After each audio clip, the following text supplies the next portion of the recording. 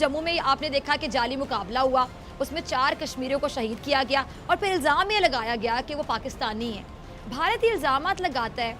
पुलवामा हमले में हमने देखा कि पाकिस्तान पे इल्ज़ाम लगाया गया था, मगर भारत सिर्फ इल्ज़ाम लगाता है, सबूत पेश नहीं कर सकता। भारत और अपने आप को कितना एक्सपोज करेगा, बेनकाब करेगा दुनिया के सामने? चाहता क्या है भारत? देखिए, भारत का काम, भारत एक दहशतगर्द रियासत है। मोदी जी, जैसे कि आपको याद होगा, गुजरात में जब 2000 मुसलमानों को कत्ल किया गया, तो यही मोदी जी जिन पर उस जमाने में अमेरिका ने इन पर अपने मुल्क में दाखिले की पाबंदियां लगाई हुई थी, और वो पाबंदियां असल में इनके पहली बार वजीर आजम मुंतखब होने के बाद तक उन पर नाफिज रही थी। चुनाचे ये एक दहशतगर्द रियासत है, इसका वजीर आजम दहशतगर्द है, कश्मीर पर नाजायज काबिज है। और मुझे तो अफसोस इस बात का है कि पाकिस्तान की हुकूमत किस इंतजार में बैठी हुई है कि आलमी बरादरी आएगी। आलमी बरादरी तो कभी नहीं आएगी, कश्मीरियों का खून गिरता रहेगा। ऐसे 4 नौजवान, क्या 40 और 400 नौजवानों के खून होते रहेंगे, और भारत उनकी लाशों पर नाचता रहेगा और पाकिस्तान पर दहशतगर्दी का इल्ज़ाम लगाता रहेगा। वक्त आ गया है कि हम अमली इक़दाम उठाएं और बाबरी मस्जिद को गिराने वाले दहशतगर्द मोदी और उनकी पार्टी, भारतीय जनता पार्टी, इन सब के ऐसे हिसाब किताब बराबर करें। देखें, अज़रबैजान बहुत छोटा सा मुल्क है, उसने 28 साल इंतजार किया, दुनिया की आलमी बरादरी उसकी मदद को नहीं आई, और बिलाखिर उन्होंने एक फैसला कुन कार्रवाई के बाद नगोर्नो कराबाख वापस ले लिया। यही कार्रवाई पाकिस्तान को करनी है।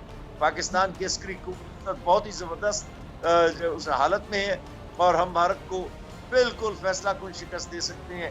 फर्क सिर्फ इतना है कि फैसला करने वाला हुक्मरान मौजूद नहीं।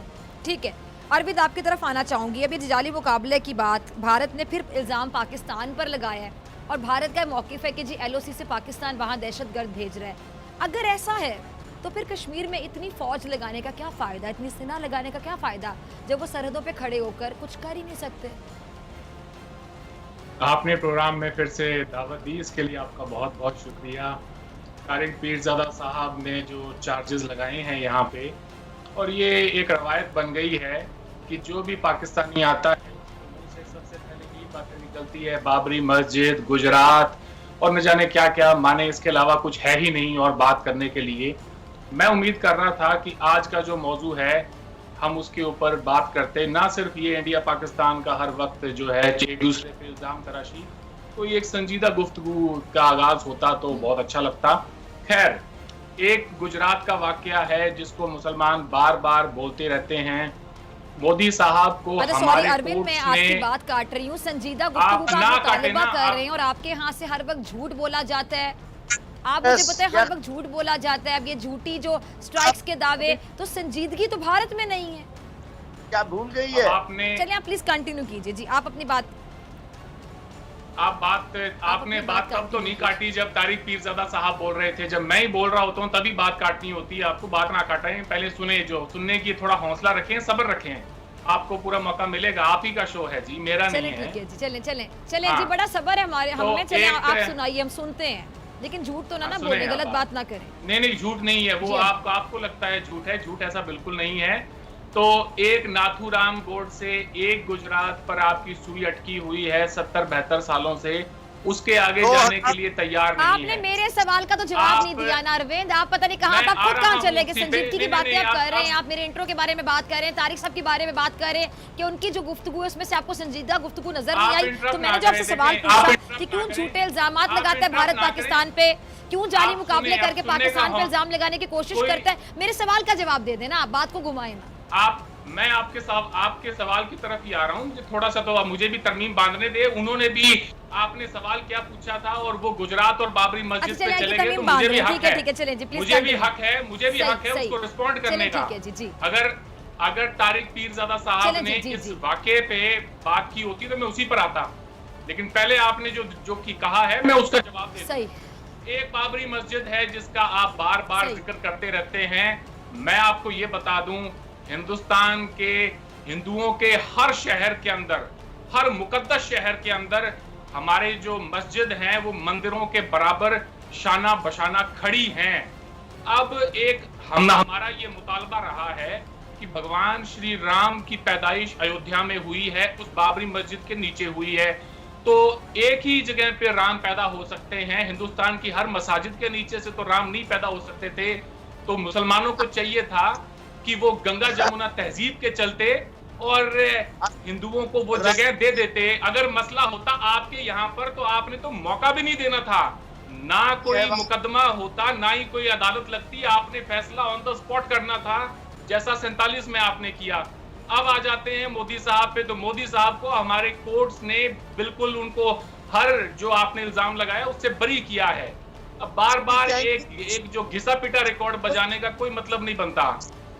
ये आपको समझ लेना चाहिए। आपके कोर्ट पे भी सवालिया निशान है, कोर्ट पे कोई सवालिया निशान नहीं है। अब नहीं कोई सवालिया निशान नहीं है। कम ऑन, एक बनाना रिपब्लिक से तो आप कंपैरिजन ना करें ना हिंदुस्तान की अदालतों का। अब आ जाते हैं आपके सवाल की तरफ। तारिक, आप जरा इसका जवाब मैं आपसे लूंगी, आपकी बारी पे जरा पॉइंट नोट कर लें जी, कि भारत में वाकई इंसाफ है क्या, भारतीय अदलिया के बारे में क्या आपकी राय? तारिक, मैं आपकी तरफ आऊंगी, पहले मुझे जी आप कंप्लीट करें, फिर मैं अली रज़ा की तरफ भी आ रही हूं जी। बड़ी मेहरबानी। तो अब इनके सवाल का जी, भारत एक दहशतगर्द रियासत है। आपके बोल देने से भारत दहशतगर्द रियासत नहीं बन जाती है। अगर भारत दहशतगर्द रियासत होती तो यूनाइटेड नेशंस की तरफ से डेजिग्नेटेड टेररिस्ट ऑर्गेनाइजेशंस में हमारे भी मुल्कों का नाम होता। FATF में आप जो सफाइयां देते फिर रहे हैं पीरजादा साहब, वो इस बात की तस्दीक करती है कि टेररिस्ट मुल्क आप हैं। दुनिया भर की बैंड टेररिस्ट ऑर्गेनाइजेशंस आपके यहाँ पे पाई जाती हैं जनाब, हिंदुस्तान में नहीं पाई जाती। आपने हाफिज सईद को जेल में डाला हुआ है, सजा दी है। FATF में इंडिया सफाइयां देता नहीं फिर रहा, आप फिर रहे हैं जनाब। तो आप, ये बड़ा कन्वीनियंट है, मे बी पब्लिक कंजम्पशन के लिए आप बोल दें, मगर कुछ सुनने वाला है नहीं इन बातों को जी। ये प्रोपेगेंडा है भारतीय अफवाज का। जरा मुझे बात, प्रोपेगेंडा तब है पीरजादा साहब जब आप, मैंने बोलना क्या शुरू किया, आपसे तो बर्दाश्त तक नहीं हुआ कि बंदा बोल क्या रहा है? आप जब बोल रहे थे तो मैं सुन रहा था आपको। अब मेरी बारी आई है, थोड़ा सब्र करें, इन चीजों को पचाना सीखें। दहशतगर्द का नुमाइंदा बन के बात कर रहे हैं, आप खुद बात करें। कोई नुमाइंदा बन के बात नहीं कर रहे हैं, कोई दहशतगर्द है ही नहीं। हमारी तारीख है, हम दुनिया में जहां भी जाते हैं हमारा नाम है। क्या आप जो बातें कर रहे हैं इनका कोई सरो पैर नहीं है साहब। आपके जो मन में आए आप बोलते रहें। क्यों पाकिस्तानी आवाम से झूठ बोल रहे हैं? थोड़ा शर्म करें। नहीं है, 800 मिलियन भारतीय वो है जिनके पास रोटी नहीं है, उनके चेहरे गड़े हुए हैं, उनकी खाल आंखें जो है धसी हुई हैं। ये भारत का चेहरा है असल में। एक पाकिस्तानी नौकरी के लिए आया था यहाँ पर, उसको ये कहने में शर्म आ रही थी जॉब इंटरव्यू में कि मैं पाकिस्तानी हूँ। उसने कहा अरविंद भाई मैं इंटरव्यू में ये बोलकर आया हूँ कि मैं इंडिया से आया हूँ।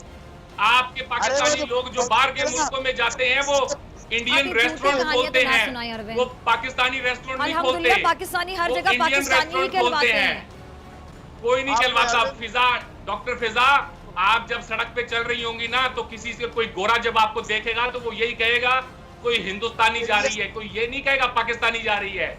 इस मुगालते में ना रहें, बजाय तजिया करें। अब इस पे मेरे पास बहुत से जवाब हैं, लेकिन मैं मेहमानों की तरफ जाना चाहूंगी। अरविंद, आप तो बहुत ज्यादा पर्सनल हो रहे हैं, पता नहीं आप लोगों के अंदर क्या गम गुस्सा है पाकिस्तान को लेके, आपकी गवर्नमेंट, आपके नरेंद्र मोदी साहब, भारतीय सेना आपके वहां पे जुल्म करी कश्मीर में मुसलमानों पर। आप लोगों को एक मिनट, ये बहुत बड़ा कॉम्प्लेक्स है, मेरे मुल्क की आएगी, ये एहसास कमतरी है, ये एहसास कमतरी है जो आप लोगों को। देखिए आप ये क्या बातें कर रहे हैं? हम दुनिया के अंदर जाने वाने जाते हैं। मैंने तो आपको नहीं कहा कि आप भारतीय हैं। एक मिनट, हम हकाइक पे बात करें। एक मिनट, मुझे 1 मिनट दीजिएगा, मैं आपसे ऊंचा बोल सकती हूँ, मैं एहतराम करूँगा, मेरे मेहमान हैं। 1 मिनट दीजिएगा, काफी देर से सिर्फ आप बोल रहे हैं। मैंने आपसे बिल्कुल ये नहीं कहा कि आपको वहां पे ये नहीं कहना पड़ेगा कि मैं भारतीय नहीं हूँ। मैं आपके 1 मिनट, हम फैक्ट बेस्ड बात कर रहे हैं, आर्ग्यूमेंट से बात करें। ये क्या बात हुई कि पाकिस्तानी खुद को भारतीय बताते हैं? इतना झूठ क्यों बताएगा पाकिस्तानी खुद को भारतीय? वाकई में बताते हैं। आपकी तरफ आना चाहूंगी अली रजा। 1 मिनट, आप जाके पता तो झूठ ना बोले यहाँ बैठ के, झूठ ना बोले, पाकिस्तानी झूठ ना बोले यहाँ पे। अपने आप पता नहीं कौन सी कहानियां बैठ के सुना रहे हैं आप न्यूजीलैंड से।